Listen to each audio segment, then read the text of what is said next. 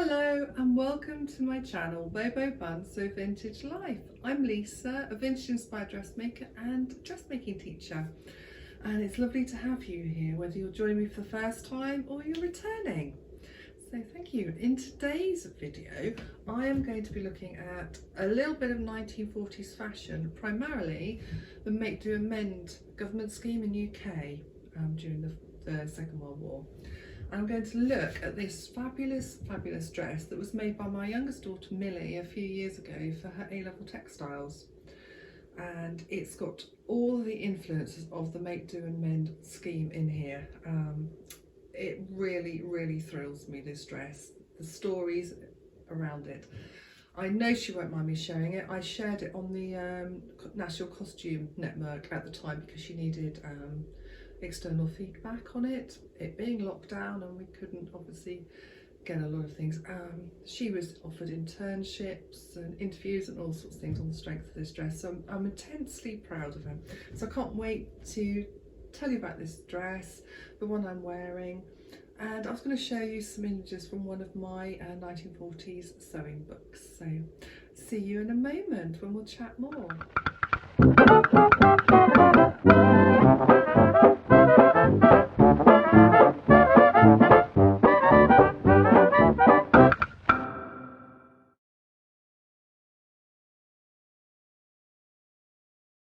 Before I tell you about Millie's dress, I want to talk about the one I'm wearing, which is in an original 1940s cotton lawn. I was thrilled to find this quite a few years ago. It's absolutely beautiful. I've totally lined the dress because it's such a soft, fragile cotton, but I just absolutely love the fact. When I found this at a vintage market, I knew I wanted to make a 40s style tea dress. And I used the bodice and skirt of the Sew Over It vintage tea dress, but I'm now thinking in my head, I now know how to draft that pattern, so I'm going to be doing that with some other fabric that I've got. But for this one, I did follow the principles of how you put it together 40s style, all the same. So I've got a snap placket down here rather than a zip. I mean, obviously this is an additional extra. During the war they would not have wasted extra fabric for a bow, so that's my little deviation. We've got the lovely bodice with the midriff that comes up here, and I top stitched that on. It's a real nightmare having, you know, one curve that goes that way and the other curve that goes that way, and trying to get them neatly to match. So I always press over the seam allowance and then top stitch. I can lay it on, pin it on and top stitch. I've got 3 vintage buttons here. So I absolutely love this dress. It does feel a little bit snug today, I have to be honest, but yeah, it's a beautiful dress that I absolutely love to wear. So that's that. Right, so we need to look at this absolutely fabulous dress. I'm going to be giving you photos, you know, more in close up of some of the details when we get to them. So it was based on a vintage Vogue dress, and when Millie decided she was doing the Make Do and Mend as her theme for her, I think it was one of her final projects in her final year, I said you want something that's a really good blank canvas, and if you've got all the different skirt panels that you can really play around. So I found this vintage Vogue that would be perfect for her. Millie's not really keen on sewing. She loves the design, putting everything together, but yeah, she can sew, but it doesn't fire her up in the same way that it does her mama. So there you go. I'm the sewer, she loves doing the design. So what she decided she wanted to do for the bodice was patchwork, and she's made the patchwork for the bodice, and if I spin it round you can see the back also. It's got a little keyhole with a rosebud button that these are vintage ones I got from Paris. So she used one of those. But the whole bodice is made up of patchwork panels from vintage fabric that was in my stash. This lovely one here with the bows, it just makes me so happy because that was a little vintage dress that I had for her when she was a little girl. So yeah, I just picture her still, you know, chubby legs and the little nappy bloomer that was over it. So yeah, it's lovely having that in here, and then lots of other vintage feed sack and all sorts. The other patchwork panels are made up of embroidery squares she did and bits she's printed. So I will give you close-ups because we've got I've got threads here. I've got Mrs. So-and-so, who I'll tell you about in a bit. Over here, the phrase "beauty is duty," which was all important during the war. It was one of the slogans during the war, that, you know, it's a woman's duty to look beautiful, to keep up the nation's morale, and more importantly, the returning serviceman, your husband, you know, coming home. So it's quite an interesting concept, really. How to mend. We've got patch and mend on this one, needle and threads, sew and save, darn, moth holes. So there's various phrases she's printed over as well. So what Millie did was she put together all this patchwork, and enough then to cut the front and back bodice out, and then, you know, did the darts and put the bodice together. The patchwork idea comes from Jane's dress. Now, I don't know if any of you are familiar with it. It was pointed out to us by the fabulous Jane, who she's on Instagram, you can find her. She's a lecturer down in the South Coast, and she also designs, say, for Phantom of the Opera, etc. So Jane's a fabulous soul, and it was her that brought my attention to Jane's dress in the Museum of Childhood, which is part of the Victoria and Albert collection. Girl of 4 during the war, and I don't know how much you know, I mean, obviously, but we had rationing that ran through the whole war to 1954, so even when the war had ended, things were still rationed because trying to get everything back on its feet again. You needed a coupon to buy anything. It was very difficult to get hold of anything new. It was all about repurposing, you know, unpicking old jumpers to knit a new one, to patch everything, to mend everything, turn your husband's old coat into a winter coat for yourself or your children. So that was obviously the whole philosophy about saving, plus you needed coupons to be able to buy your clothes. So you needed enough coupons, and you're only given so many per year, whether you're a woman, a man, a child, and you needed money. Now, Jane's mum had a predicament because she didn't have the money or enough coupons to buy her daughter a new party dress, and Jane, aged 4, had been invited to a birthday party, which she really wanted to go to because birthday parties were very rare during this era as well. You know, trying to get all the food together for those children on your ration coupons. So it's a really big deal, and the little girl had outgrown any of her smart frocks that she could go to a party in. That evening, her mum got together all of the scraps of fabric that she could, and she patchworked together this beautiful dress. And it's the classic little girl's dress of the year, you know, with the puff sleeves and the little band and the sash. It's absolutely gorgeous, and it's displayed in the museum. And I remember quite a few years ago going to see it, and it's quite an emotional thing. It's just full of a mother's love. So there it remains to inspire us to this day, and inspired this lovely dress here with all its phrasing on it. So here we come to Mrs. So-and-so. Now, there's a really lovely British Pathé News film clip with Mrs. So-and-so. She was a sort of cartoony housewife. You have to forgive me, brain today. So she was patching a bit of red fabric onto a grey square. This is Mrs. So-and-so, and she spearheaded the whole Make, Do, Amend campaign. And, you know, there was various leaflets teaching her how to do various crafts. So Millie used the image of Mrs. So-and-so, and she's printed her here. Unfortunately, the textiles that they print on, it's quite plastic. It feels more like an oilcloth. You know, it'd be great if they had enough money to go through Spoonflower and actually get proper textiles. So it does give the dress a bit of stiffness, but we're looking at the design, aren't we? So we've got Mrs. So-and-so here, along with some vintage fabrics, and then designs that Millie's done, you know, of thread and all sorts of things. And she's made those into hexagons, which then have all been patched together, you know, with the machine stitching around to give that patchwork effect. So Mrs. So-and-so appears here, as she does an embroidered Mrs. So-and-so up on the bodice. I'm trying to see if Mrs. So-and-so appears Sorry, that foxy lady is being rather squeaky. No, that's Mrs. So-and-so for you. Right, on the back here, again, it's a lovely vintage floral, and Millie's printed all over this. There's scissors she's designed and buttons with thread. The phrase "a stitch in time." We've got the embroidery scissors. I don't know if you can see those there. Embroidery scissors. I'll do some close-up photos for you as well.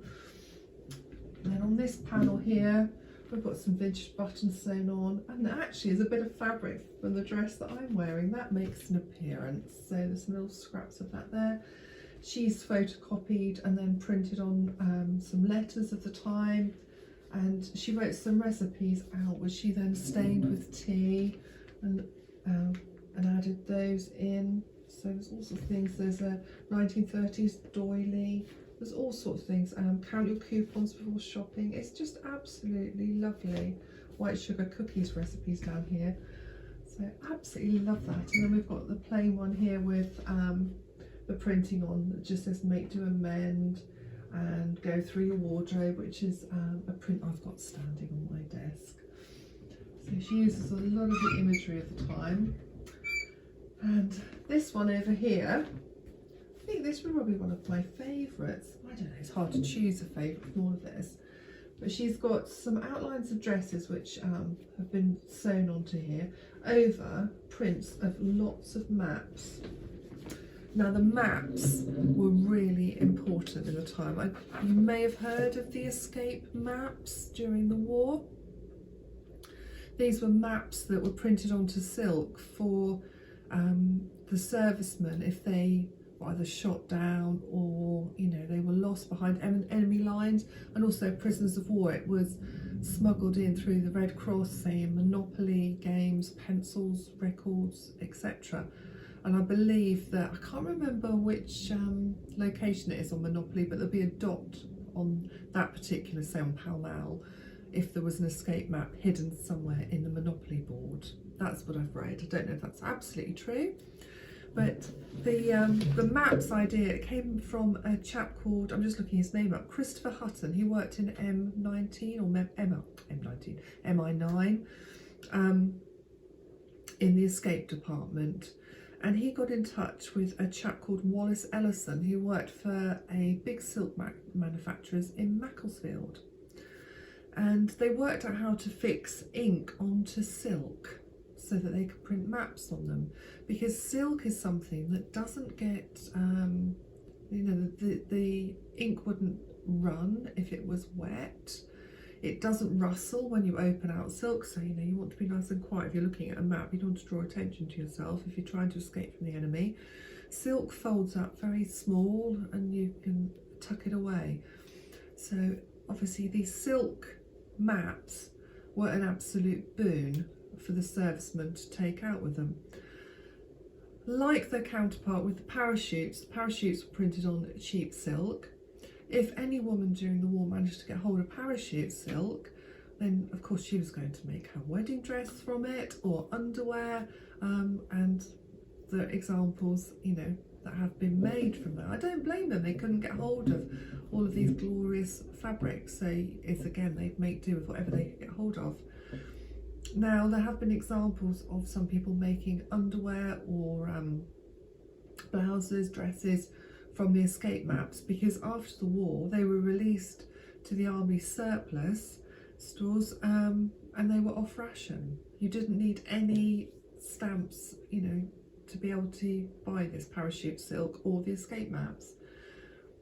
So it seemed a boon for the home dressmaker, but of course these maps, they name places associated with you know, hardship and you know, terrible times, especially the ones, say, from like Burma, thinking of, you know, the men that are out there. So whilst it's the fabulous fabric to reuse, they're imbued with harsher times, memories that people probably wouldn't want to revisit. So some people did reuse them, but they're just a fascinating part of history. So Millie has replicated that use of the maps into her dress too. So yeah, I'm very proud of her with this dress. It's absolutely delightful. I shared it on my Instagram and it received a lot of love at the time when she did it. So it's not only am I proud of my girl, I absolutely love the dress and I'm very proud of her for making it. So I hope you've found that interesting, me just giving you a little insight into, you know, the dress and some of the inspiration. I did promise you I was going to show you one of my 40s sewing books. This one here. I only got it a few weeks ago and I still can't remember where I got it from. I don't know what's wrong with my brain at the moment. But interesting, it's called Modern Needlework. So this book was made in 1940. So I love that it's called Modern Needlework because it was obviously modern at the time. But I love it. I found some techniques in here that I haven't come across before. So I just wanted to show you that, and I just love the illustrations, and there's also illustrations of some of the techniques that I've used in my dress today, so I'll just show you those. And I'm just flicking through to find the page I want. Sorry, my voice sounds a bit throaty today. There's the snaps that I've got on my dress. I love this as an original vintage closure. It's fabulous. And then here's this other frill that's gathered up for decorative. I've never seen that before.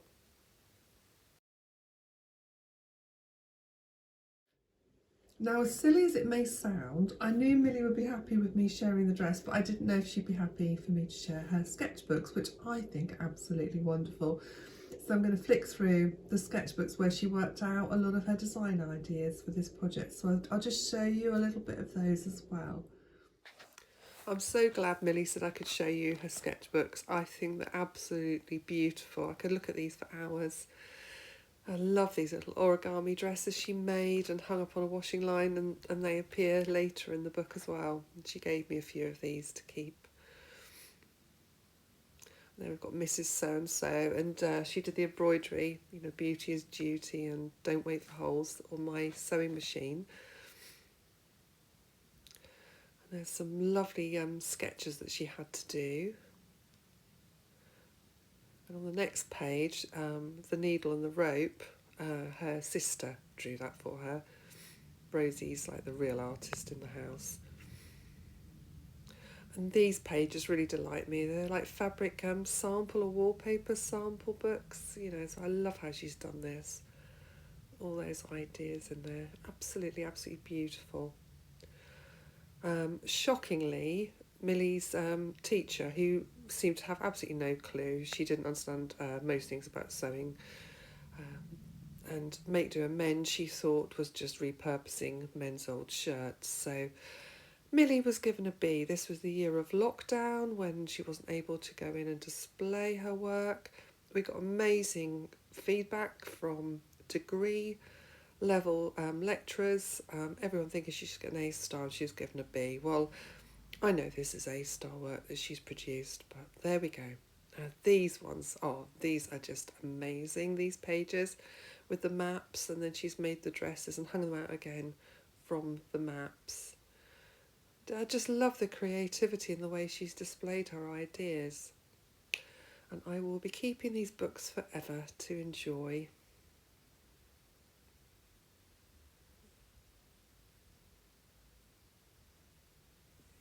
We've got some more of the dresses laid over some of the fabric, and you know, the patchwork hexagons and her final dress design idea shown out there.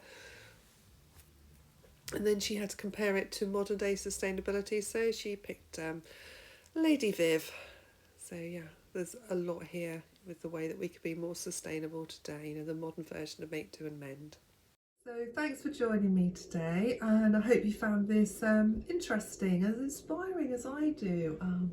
Just having creativity all around me. My oldest daughter, she is into fine arts, so she draws. So yeah, very creative family here. My love, he makes stained glass. So yeah, creativity is very important in our household. Oh, and also my love is the flower arranger. He thinks I'm just appalling at putting flowers in a vase and making them look decent. So he brings me flowers home, I just leave him to arrange them.